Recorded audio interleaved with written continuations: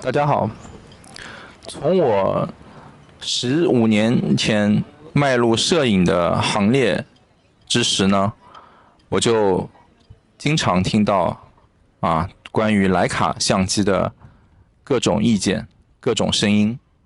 有的人呢认为徕卡呢它就是一个摄影行业的传奇品牌，有着无限的光环。有的人呢他觉得徕卡呢就是一个摄影的奢侈品，它并没有特别实在的价值只是一个高价的溢价的一个奢侈品。那么我这个视频呢，想以我多年使用徕卡的经验做一个关于徕卡品牌的一些我的看法那这个视频呢，没有任何的品牌的赞助包括就是徕卡呀或者其他任何的品牌的赞助，纯粹呢是我个人的意见首先呢，很多年以前呢，就像我前面说的15年以前呢，我迈入摄影的行业之时呢，我就听到许多关于徕卡的一些评价。那个时候呢，我都很少看到徕卡的相机，我只是呢就是听说然后呢我在互联网上呢，我也看到一些徕卡的，就是使用者们拍摄的一些照片。当时呢，我的第一结论呢，我就觉得这相机太昂贵了。然后呢，确实有可能它是一个华而不实的一个品牌因为它也只能进行手动的对焦那么后面又过了许多年呢，就我自己呢，也是出于好奇呢，我最终我还是买了徕卡的相机因为对于每一个，我相信就对于每一个职业的摄影师或者摄影爱好者来讲，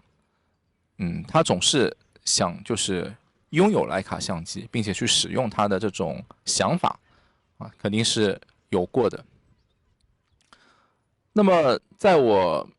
使用了差不多也有10年左右的时间吧，我几乎呢我也就平时我很少用其他品牌的相机，基本上呢我都是使用徕卡相机呢，就是进行日常的拍摄除非就是有一些和客户的要求就是徕卡相机它不能达到的这方面的要求，那我就会采用就是其他能够满足要求的相机呢去进行拍摄。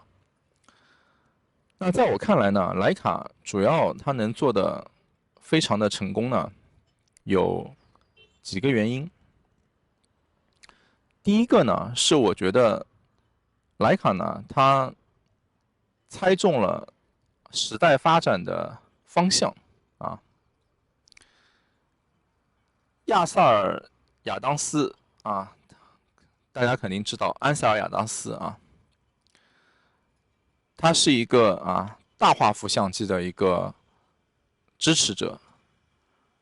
他呢也曾经就是组了一个 F64就是以这个光圈命名的 F64为名的一个摄影的组织。那么在大画幅相机横行的一个时代呢，就是大画幅的画质肯定是超越就是像徕卡以135相机为主体的这个画质的。可是呢，就是时代的发展因为过去呢没有那个像现在那么多的数字媒体行业，甚至连电视都没有，大家都是看报纸。那因为呢，徕卡发布的135系列的这个相机呢，以它轻便的机身、轻便的这种镜头随身携带性，所以呢，就是它，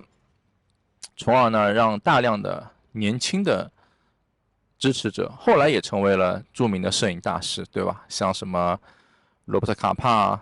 还有布列松还有许多许多，那后面也都成为了摄影大师，但当时他们还是很年轻的。那么随着就是时代的这个发展呢，那轻便性的这种便携性的相机呢是一个方向，所以呢大家就是在使用率的方面，那徕卡的这个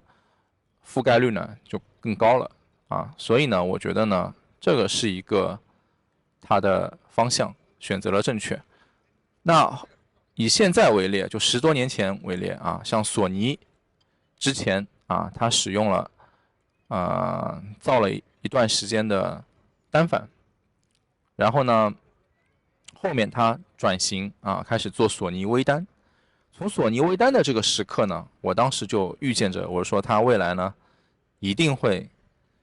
就是大获成功果然索尼就是在经营微单，从 A7 系列开始一直到今天，那么也算是真的印证了大获成功的这条道路。那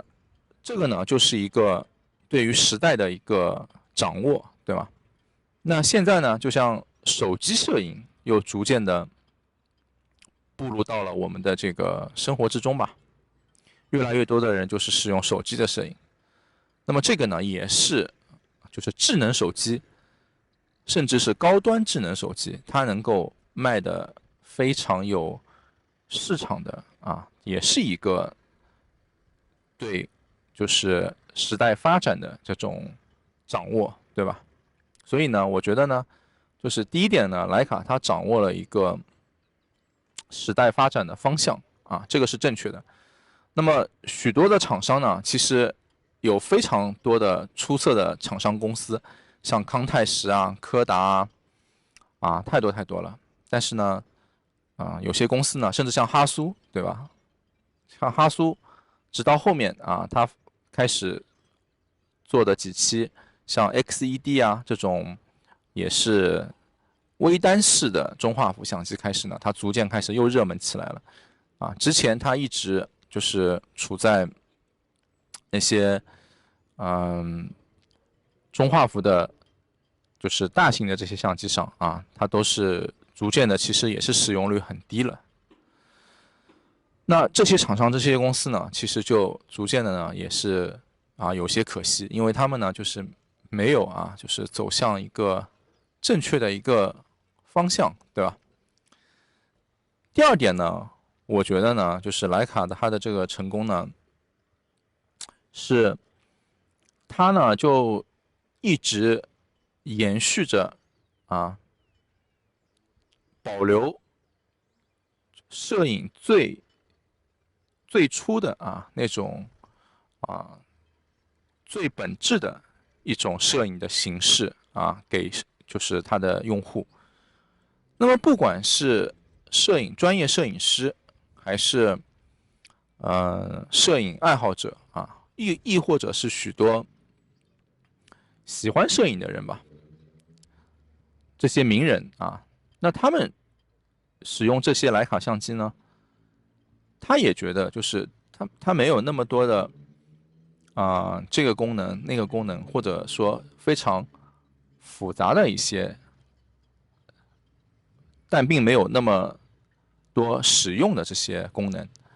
它只是把一个纯粹的摄影的一些最根本最内涵的东西呢，它把它做得非常的，就是延续性做得非常的好。那大家呢也是非常容易的就入手，并且呢掌握了这种摄影的方式。因为我之前呢，我总是也会认为就是是不是有些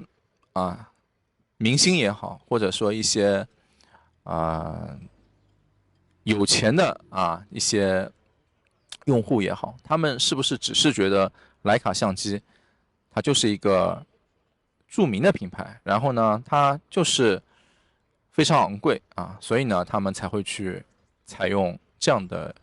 这个相机，而不是购买别的相机。我还专门就这个问题呢，我就问过一些人。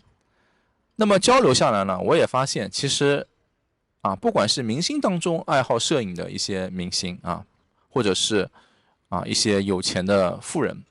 他们都使用过许多其他品牌的相机，但是最终呢，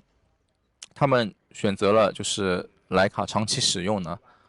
也就是我前面说的所以我觉得呢，就是有一句话叫做"英雄所见略同"就是我认为各个行业只要是造诣比较深了，总是呢会更看清本质而不是就是说选择比较浮于表面的一些东西，对吧？所以呢，我觉得呢，这个呢也是徕卡的一个很成功的地方，并且就摄影发展到现在已经100多年，是吧？快接近200年了。那这200年当中徕卡它就占了多少年呢？它就占了100年，差不多，我觉得。那这个这么长时间的这个历史当中就是能够抵制住这样的那样的一种市场的诱惑吧，或者说保持这种方式去研发它的相机生产它的相机，我觉得呢，这个也是非常不容易的。因为我现在说起来，它这说着很简单，实际上操作的话是很难的，对吧？我们也看到许多的相机公司由于研发的方向就是创造出这个相机，加了许多许多的功能但是华而不实，然后研发几代了呢，也并没有长期的在一个方向去努力最后呢也都就是走出了历史的舞台。那么第3点呢，我觉得呢，徕卡成功之处呢，就是徕卡的所有的镜头呢，就是相机的镜头它是没有就是普通的镜头的。它每一个镜头呢，可以说如果你放在其他的相机品牌所生产的镜头当中去比较呢，它应该都是一个最强的镜头的一个存在就像其他的镜头可能会有一些价格比较普通的，然后价格比较中等的，然后呢再是一个专业级的，甚至最后是一个传奇级别的，对吧？那徕卡一开始呢，它就没有这种做的比较普通的镜头，它一开始就是在一个专业级的一个镜头。那么这个就是让它所有的出品呢能够保持到一个很高的一个水准。然后呢，在研发镜头使用这个方向的这个方面呢，它是花了巨大的成本和它力求这个产品本质的这种卓越的这种精神吧。就像我手里这支50-0.95的这支徕卡的50的镜头许多年以前我就购买了。那在之前呢，我还买过它的前一代，就是51.0。那在它发布51.0的时候，这个时候全球所有的135厂商是没有这样规格的做到这样素质的镜头的。当然，它发布了以后，就是佳能后来也跟着发布了51.051.2这样的大光圈的定焦镜头。但是呢，徕卡它始终呢，这个是当时是坐在 No.1 的。那么它有力求做这种最卓越品质的这种镜头呢，这个我认为呢，它就是保持了它在这个行业之中的一种话语权那么呢，大家就会使用下来认为它没有这个不好的镜头。觉得徕卡出品呢，一定是精品它一定就是要做到一个 top 水准的顶级水准的这种信心。所以呢，我觉得这种呢也是它能够发展的很好，然后呢，越发展越强的一个道理。因为所有的，包括摄影者还是摄影爱好者这个摄影就像那个音响一样的，就当你去使用了，慢慢使用了以后呢，你总想的就是升级、升级、升级、升级，不会有人说他就是选择了摄影以后，他开始降级、降级、降级，这不存在，都是想升级、升级、升级。那么，所以呢，大家总会追求一些更好的镜头、更好的相机，是吧？我觉得呢，这个也是他成功的这样的一个理由那还有什么道理呢？就是说他呢，一直也是延续他最不忘初心，是吧？最就是本质的这些摄影的功能，但是呢，他其实也是有这种研发新的这种产品，或者说呢，就是他在研发的方向上面呢，其实它也是一种开放性的状态他也会考虑许多的市场，并且呢，他这些研发呢都会花很大的精力去做，而并不是就是说只是浮于表面的。那就像我手里的我现在拿的这一台徕卡的只能够拍黑白的 M246相机那么当时呢，他研发出这一台相机发布了以后呢，我就去买了因为黑白摄影呢一直也是我所钟爱的它也给了许多就是热爱黑白摄影的这些人呢有了一个这样的一个选择。那这个呢，其实并不是一个非常主流的一个线路，但是呢，它有坚定的拥护者，并且呢，徕卡做这个呢，它也不是玩票它不是说我今天卖了几台，然后没人买了，我就没有继续研发了。它每一代也是一代一代一代继续的研发现在就是应该已经最新的又研发了2代，现在应该 M11的这个黑白的这个相机。包括呢，它跟许多就是手机的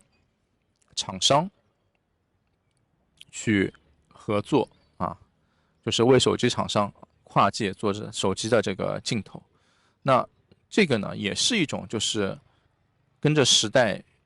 与时俱进的一种表现并不是说它